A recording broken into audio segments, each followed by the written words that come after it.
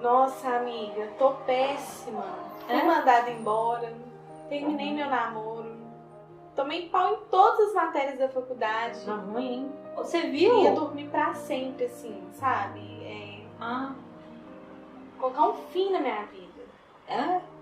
Aqui, é mó ruim isso, mas você viu que aquela invejosa postou aquela foto? Olha aqui. Nossa, não acredito.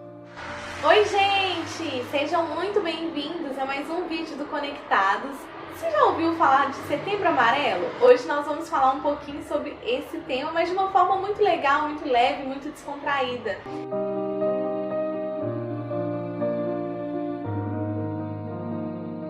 Gente, eu quero apresentar para vocês minha super amiga Juliana Lopes, psicóloga, que vai esclarecer essas e outras dúvidas sobre questão do suicídio, questão de depressão. Será que depressão é falta de Deus? Diz aí pra gente, Ju. Vamos começar, né? Você se apresentando, fala um pouquinho quem você é. Oi, gente. É um prazer estar aqui participando desse quadro tão maravilhoso, desse canal lindo. E eu tô super lisonjeada e muito agradecida pelo convite da Jane. E muito feliz por estar aqui com vocês e trabalhar sobre esse tema tão importante. E eu formei na PUC. Sou psicóloga clínica, trabalho bastante com alguns estudos de comportamento com as crianças e adolescentes e também trabalho com todos os públicos sobre luto, suicídio, depressão, ansiedade e é um pouquinho disso que a gente vai falar hoje. Muito se ouve sobre Setembro Amarelo, mas você sabe o que é? Ju, esclarece aí pra gente o que seria o Setembro Amarelo. Pois é. O amarelo ele não surgiu do nada, né? Amarelo a gente fala que é muito comunicação. E às vezes as pessoas até pensam, nossa, então se eu tô passando por um problema, o amarelo é porque significa comunicação e a gente faz aquele monte de redes. Mas o amarelo ele surgiu da história de um cara que ele estava passando por um processo de depressão e ele cometeu suicídio dentro do seu carro amarelo.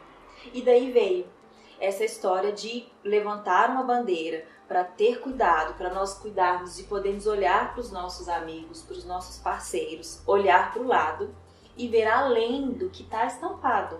Porque depressão, ansiedade e ideações suicidas, elas não têm cara, né? E a gente que está próximo pode ajudar. E infelizmente esse rapaz não teve essa chance, essa oportunidade e ele chegou ao ato, né? Ele retirou a vida. E então ficou esse simbolismo do carro amarelo, Setembro Amarelo, foi levantada essa bandeira e se espalhou pelo mundo. E é um movimento lindo porque nos ajuda e nos incentiva a estar atentos a quem está do nosso lado. Exatamente, estar atento que no momento assim da encenação, você não está como minha amiga, eu te contando os meus problemas e você super distraída. E isso acontece, de verdade. Às vezes a gente quer desabafar, a gente tá mal e tem outras pessoas que trazem muitas questões e a gente não se importa. E isso precisa nos mobilizar a igreja. É muito importante. Então, eu tava ali, concentradíssima, olhando pra frente, em frente, observando tudo o que tá acontecendo na vida das outras pessoas, o que está além, e olhando a felicidade, conectadíssima. Mas não com o outro. Isso mesmo. E me esquecendo de olhar para o lado. E às vezes a gente não olha para o lado porque não é legal o sofrimento, cá para nós. Não é nada legal a gente ver o outro sofrendo. A sociedade não aceita isso. Por acaso já viu alguém achar super interessante você ficar chateado, ficar meio para baixo, reclamar de alguma coisa? Não, a sociedade não aceita. Quem quer ver foto de alguém triste? Não quer não. E a gente costuma postar sempre que está muito feliz. Somos impedidos de sentir dor, somos impedidos de ficar chateados, viver frustrações e mais ainda, de falar sobre elas. E quando alguém tem coragem de falar, as pessoas não estão nem ouvindo. Eu não quero saber disso. Isso não é alegria. Jane, você já viu alguém que fala assim, ai, nossa amiga, tô muito mal, desculpa que eu chorei? As pessoas falam, me desculpe porque eu chorei, me desculpe porque eu estou sofrendo. Isso não é legal. Mas você já viu alguém pedir desculpa porque tá sorrindo? Não. Porque tá feliz? Não. Então a gente é acostumado a sempre olhar só o que é bom e deixar de lado o que o outro traz. Porque rede social engana muito, né? Demais. Os filtros, sempre feliz, sempre tá tudo bem. a grama do vizinho é sempre verde. Isso. Então, assim, a gente precisa fazer essa separação do eu e do outro. Falando disso, Setembro Amarelo, a ideação suicida está muito ligada a pessoas que têm depressão. Isso, muito ligado. É isso mesmo. A gente vê que acontece muito da pessoa estar com uma depressão. Às vezes ninguém sabe que ela está passando por esse processo, por esse adoecimento psíquico, esse adoecimento mental. E lembrando mental. que depressão é uma doença. Tem pessoas que falam é falta de Deus, é frescura, a pessoa tá com preguiça, não quer reagir para a vida, mas é uma doença como qualquer outra. E eu falo muito sobre isso, que quando um paciente ele chega a entrar no consultório e falar assim, Juliana, eu vim aqui porque eu preciso me cuidar, gente, isso é incrível. Porque quando eu tô com dor no pé, torci, tá inchado, eu vou buscar um ortopedista. As mulheres, nossa, eu tô com uma cólica muito estranha, eu vou num especialista. Eu não vou nem no clínico geral, não, eu vou num ginecologista. Se eu tô com algum problema aqui, ali, o meu ouvido, a minha garganta, cabeça, eu vou procurar aqueles especialistas. Eu posso até fazer uma consultinha rápida no clínico geral, mas ele vai me direcionar para alguém que é especialista. E quando a gente tá com questões emocionais, eu não tô legal nisso, eu não tô legal naquilo, eu tô vendo que um amigo não tá bem, o que a gente faz? Vamos bater papo, né? Vamos falar. E a escuta de um amigo é diferente de um psicólogo, Ju? Muito, muito diferente. Porque nós, psicólogos, estamos ouvindo, nós não estamos levando em consideração a nossa opinião. Então eu não vou estar julgando. Ai, nossa, fulano, que horror, gente, você viu que ele falou isso? E eu vou falar assim, nossa, sério, eu não acredito que você está falando desse jeito. De forma alguma, o psicólogo não faz isso. Nós vamos ficar neutros. Imparcialidade. E eu vou ouvir o outro embasado numa técnica, embasado em ciência e não no meu achismo. E é o que acontece muitas vezes. Eu tô conversando com um amigo, é claro, é ótimo a gente falar com os amigos, mas às vezes ele vai dar uma opinião do achismo dele, da experiência de vida dele, e às vezes é uma opinião que nem sempre é tão boa, principalmente se a gente procura aqueles amigos que não estão baseados na palavra. Então é importante essa busca do profissional, porque ele tem estratégias, técnica e um embasamento científico pro que ele está falando. Ô Ju, e como é uma pessoa depressiva? Como que a pessoa ela consegue identificar sozinha? Como que é isso, essa descoberta? Pois é, existem duas formas. Existe aquela pessoa que ela percebe, olha, tem alguma coisa estranha, eu não tô mais afim de sair. Eu amava fazer X coisa, não tô fazendo mais. Assim, eu amava ir no salão, me cuidar, eu amava jogar uma bola com os amigos, eu gostava de bater papo, de ir no parque, parará. E agora eu não faço mais isso. Nossa, tem alguma coisa estranha. Eu só quero ficar no quarto, não bato mais papo com ninguém, não faço as coisas que eu gosto. Eu sinto um peso no meu corpo. Parece que tá carregando 1 milhão de coisas nas costas e uma bola pesada nos pés. O corpo, de fato, sente. Nós estamos falando de uma doença. Então o nosso corpo, ele sente mesmo uma falta de energia. Então eu percebi, opa, tem uma coisa que não tá legal. E tem uma outra forma, que é quando a gente está levando esse ritmo que não tá bacana, essa desmotivação e tudo vai caindo e as coisas vão mudando num ritmo às vezes lento, às vezes muito abrupto, e aí vem um amigo e fala, fulano, acho que você não tá legal. Então existem duas formas. A pessoa pode perceber por si só, mas é importante que a gente esteja atento a quem está do nosso lado, porque nós também podemos levantar essa questão. Seu termômetro. Isso. Sentir o que de fato está acontecendo. Eu não sei se você já acompanhou alguém próximo que retirou a vida, mas a pessoa ela não quer tirar a vida, ela quer acabar com a dor. E como que é isso, Ju? Como você, de uma forma ciência, como que isso é explicado? Pois é, existe algo que a gente chama de ideação suicida. É como se a gente estivesse planejando, elaborando, mas não é uma coisa assim, eu tô pensando em me suicidar, vou fazer isso amanhã, pular da janela. Não. Existem alguns processos e algumas etapas. São 3 etapas, mais ou menos isso. Então existe a ideação passiva, que é aquela que a gente tem que estar atento ao nosso colega do lado. Porque ela é muito sutil. Ela é quando a pessoa fala, igual a Jane disse, amiga, eu queria dormir e nem acordar mais.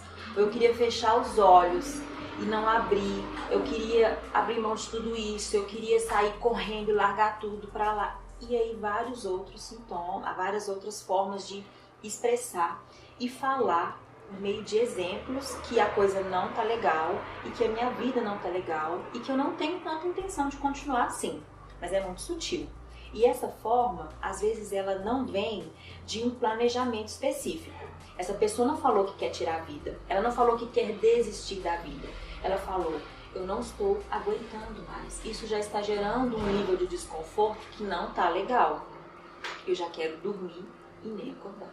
E existe a ideação moderada e a grave. Elas andam bem juntinhas ali. É quando a pessoa ela já está idealizando com mais intenção. A passiva, ela tinha um pouquinho de repulsa sobre tirar a vida. Ainda é uma coisa estranha. Não vou querer tirar a minha vida. Claro que não. Eu só quero que o meu problema acabe, que é isso. Agora, na ideação moderada, a grave, a pessoa ela já quer. Então ela já fala assim, ela pode ocorrer as automutilações, tanto na passiva quanto moderada e grave, mas acontece bastante na moderada e grave. Então a pessoa ela já fala abertamente, eu não quero essa vida mais, eu tô cansado de tudo isso, eu quero desistir, eu não quero mais viver, eu não quero mais essa situação. Então ela já tá verbalizando, né? E quando chega grave, já tá exposto e explícito. E aí vem aqueles julgamentos péssimos. Ah, fulano tá falando isso só pra chamar atenção. Ah, isso é bobagem.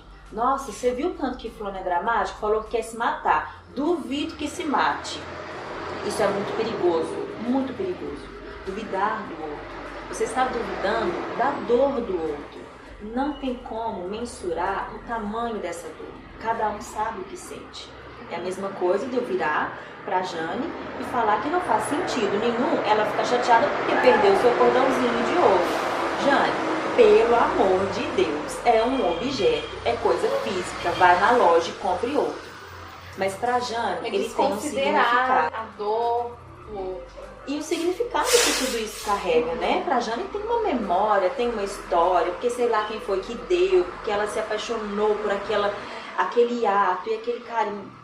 E eu tô desfazendo de tudo isso. Então, quando o outro fala assim, olha, eu já quero tirar a minha vida, não dá mais. Tá moderado a grave. E a gente fala assim, bobagem. Você viu que fulano tá exagerando? Eu tô desfazendo do sentimento. Eu tô levando a zero. E olha que coisa ruim, não é? Gente, e depressão não é falta de Deus. Porque nós temos, né, Ju, um hábito assim...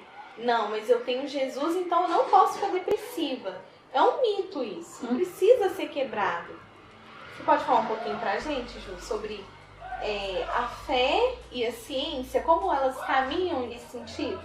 Pois é algo muito sério. É um problema gigante das igrejas, esse julgamento. Da mesma forma que eu falei, que ele julga o colega que fala que quer suicidar porque é só exagero, existem aquelas pessoas que falam que fulano, ciclano... tá ali se martirizando e demonstrando um enorme sofrimento, mas na verdade, ó, isso tudo é falta de Deus. Depressão, isso é coisa do capeta, isso é falta, tem que orar, tem que orar. Gente, isso é uma doença. E se eu tô com um problema nos meus rins, se eu tô com um problema no coração, alguma coisa, é óbvio que eu vou orar. É óbvio que eu vou buscar da palavra, eu vou buscar os meus líderes e ora por mim, vamos fazer um jejum, vamos buscar e vamos correr atrás e vamos esperar que a gente toque e aquilo saia, vamos esperar que a gente toque e a cura venha, mas não necessariamente isso acontece. Deus tem planos que a gente não entende às vezes e muitas vezes a gente fica se martirizando por conta disso e julgando o outro. Então as pessoas não podem ficar depressivas porque elas estão na igreja. Então vamos só orar, põe joelho no chão e é só isso. Não. Tem que cuidar, tem que tratar. Exatamente. E a Bíblia, nosso manual de vida, que nos orienta, que nos exorta, fala de uma pessoa que ficou numa tristeza profunda, que foi Ana. Pois é. Ana passou, digamos que por um processo de depressão. Naquela época nem existia esse termo, era olhado dessa forma, dirá de uma mulher, o papel que a mulher exercia na sociedade naquela época.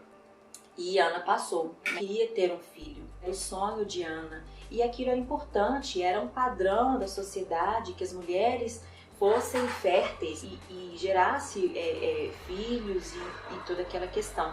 E cultural. Então, Ana queria demais. Mas a gente pensa, poxa, Ana, ela sofreu de duas formas.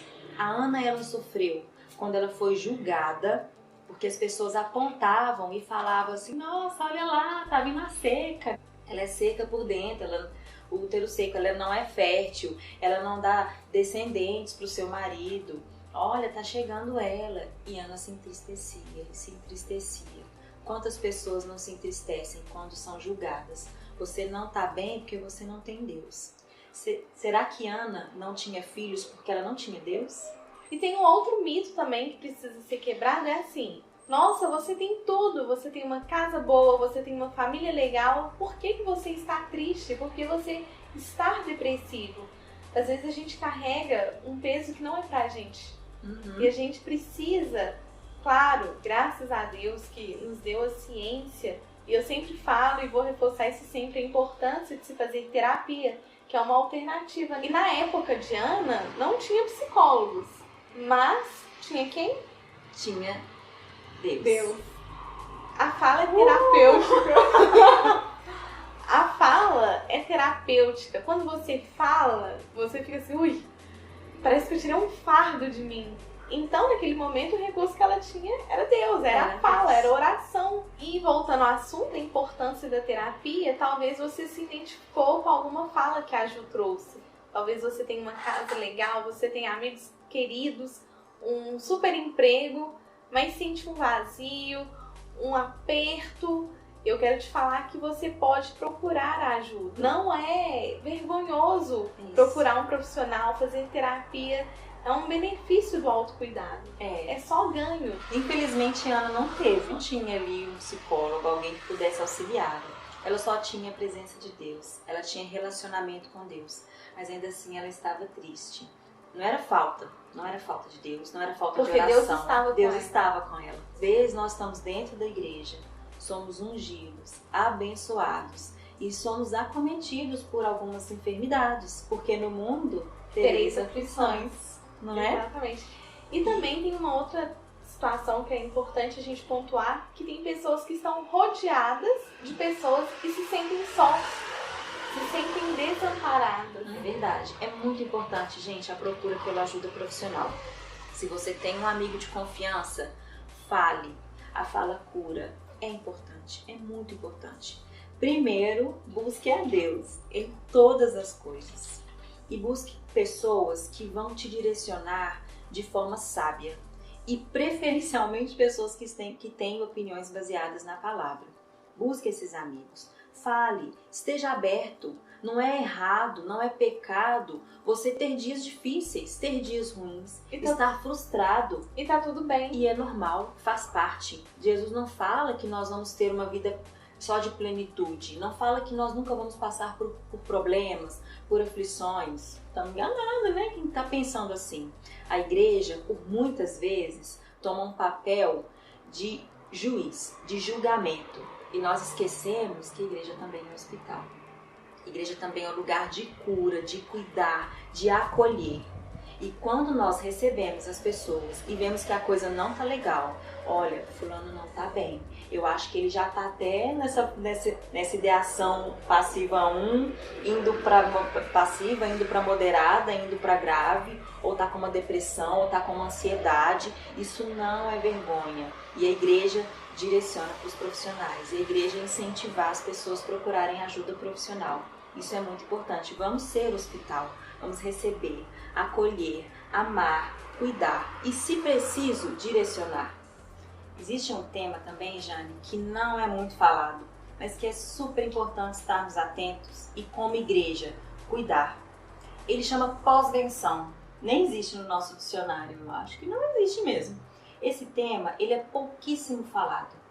Ele diz respeito das pessoas que fizeram uma passagem ao ato, né? Então, o que acontece? A pessoa estava no processo de depressão, não estava legal, por mesmo que às vezes a família tenha ajudado, ou talvez ninguém se importou, ela chegou, né? Ela foi ao ato, cometeu suicídio, mas alguém ficou. E o quem fica é o pior, né, Ju?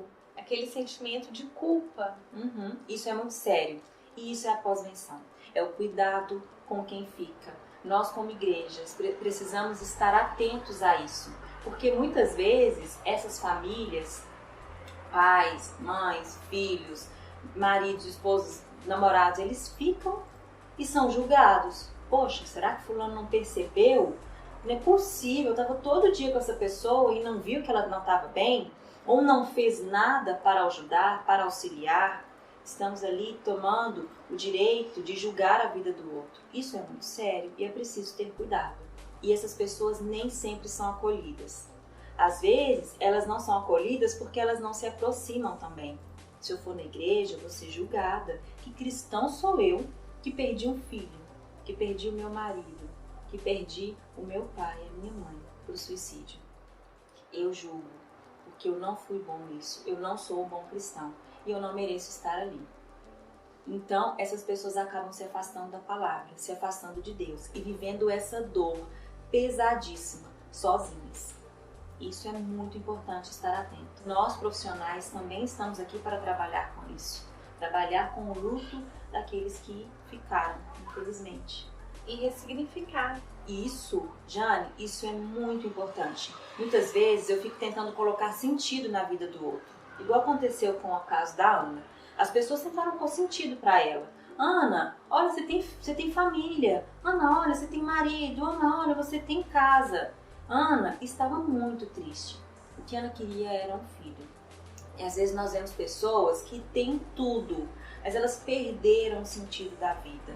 Isso não é só coisa da cabeça. Então, um livro, né, Ju, que você pode indicar, você já fez a leitura e me recomendou, eu vou começar a ler, Em Busca de Sentido. Isso, do Viktor Frankl. É maravilhoso. Viktor Frankl, ele desenvolveu a logoterapia, que é exatamente isso, é a busca pelo sentido da vida.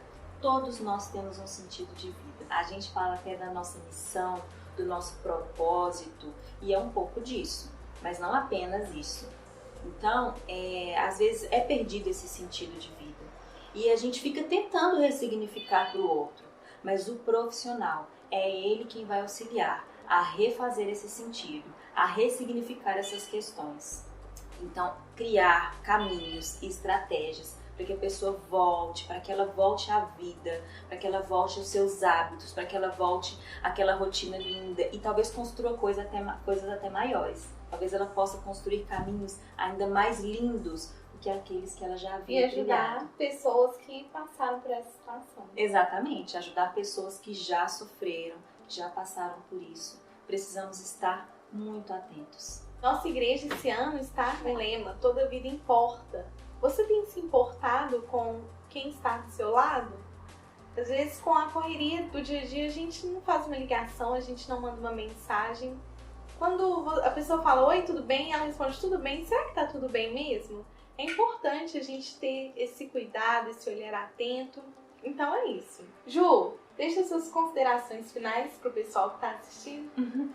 Gente, eu acho que o mais importante de tudo é nós entendermos que o sofrimento emocional, o sofrimento psíquico, ele precisa ser cuidado. Ele não pode ser negligenciado, a gente não pode colocar no bolso, guardar na gavetinha e falar, Deus cuida. Deus direciona e eu creio que Deus vai direcionar bons profissionais, qualificados para poder cuidar de vocês que estão passando por questões difíceis. Ou se você conhece alguém que não está legal, que Deus te use como um canal para abençoar essa pessoa. Amém. E direcioná-la para procurar uma ajuda. Não se envergonhe, não é vergonhoso. Psicólogo, psiquiatra, não é coisa de gente doido, é coisa de quem quer ficar bem. E não é errado não estar bem em alguns momentos, acontece. O que não é bom é a gente deixar isso de lado, fingir que nada está acontecendo. Se eu pego um objeto, uma sementinha, e coloco ela dentro da gaveta, quando eu abrir, ela vai continuar sendo uma sementinha do mesmo jeito. Mas se eu pego essa sementinha e eu planto, ela vira uma árvore, ela cresce, ela gera frutos e ela pode sustentar uma família. E ela pode dar sombra, ela pode dar frescor, ela tem muitos benefícios. E às vezes a gente faz isso, pega um problema, guarda ele na gavetinha. Quando eu abrir minha gavetinha, ele vai continuar sendo um problema, ele vai continuar ali do mesmo jeito. Então eu tenho que pegar esse problema e eu tenho que cuidar. e eu tenho que tratar. E dali pode surgir coisas maravilhosas. Deus pode fazer uma obra incrível. Por meio de por várias formas, Deus pode fazer coisas incríveis. E a gente precisa se permitir ser usado, ajudando os nossos amigos, que a gente percebe que não estão legais, estão cabisbaixos, alterando rotina, alterando hábitos, desmotivados. Nós estamos em pandemia, isolados. Vamos ficar atentos às pessoas que a gente ama. Vamos ficar atentos a eles, porque toda vida importa. Verdade. Ju, muito obrigada pela sua participação. Volte mais vezes. E eu que agradeço, é um prazer. Super bem-vinda no nosso canal e na nossa igreja. Obrigada. Então, fica o convite. Gente, então é isso. Espero que tenham gostado do vídeo. Fizemos com muito carinho. Curtam, compartilham, se inscrevam no nosso canal. E talvez tem pessoas que precisam assistir, seja familiares, amigos. Manda lá no grupo da família. Nos ajude a divulgar esse vídeo, que quanto mais você divulgar, mais pessoas serão alcançadas. Muito obrigada e tchau! Estamos falando de uma doença. Se eu tô com o meu rim estragado... Ai, meu Senhor. Comida, você tem um lugar pra...